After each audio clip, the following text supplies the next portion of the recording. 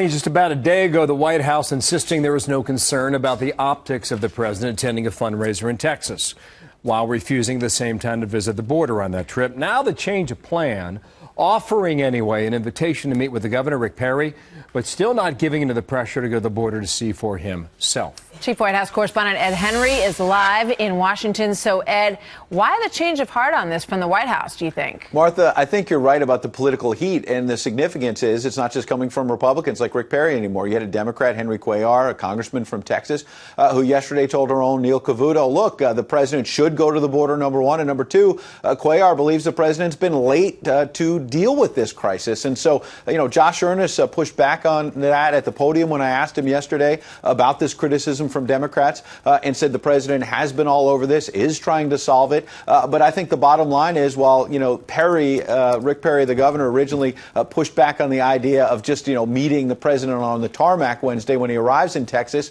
because he thought it would just be a quick 2-minute thing. He wants to have a real meeting. That forced the White House's hand a little bit, maybe. And that's why Valerie Jarrett late last night sent this letter to the governor.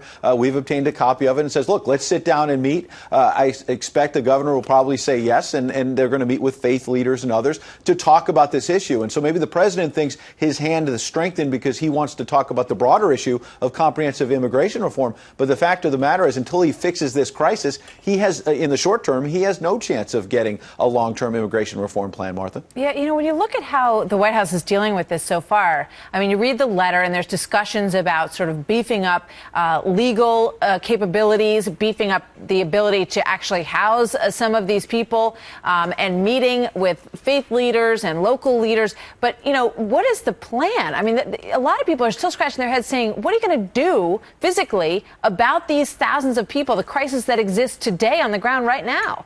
You're right. And that's why this president is under pressure right now. And I think we'll have new information in the next few moments. We're expecting White House aides to unveil a specific special budget request from the president to congressional leaders.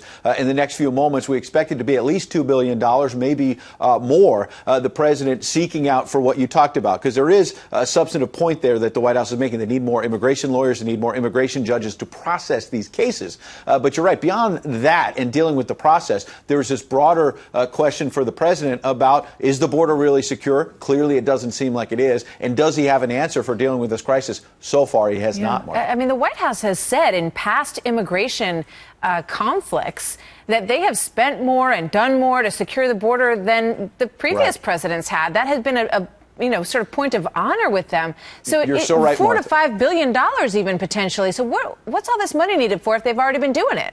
You're so right. A few years ago, the last time the president was at the border in Texas, and went back and checked his speech, and he was mocking Republicans, saying, they keep saying secure the border. They want a moat. They want me to protect against, they're going to want to throw alligators out there to make sure that we're getting everyone. And he was laughing and mocking Republicans over that. Well, wait a second. Speaker John Boehner and other Republicans have been saying, look, we're not going to do broader immigration reform until you secure the border. And so you can laugh about it, you can mock it, but as we see this crisis in the short term, it shows why the president's got to deal with this short term before he has any hopes of getting that legacy item long term. Yeah. Meanwhile, another plan lands. Ed, thank you very much. Good to see you. We'll see you later today.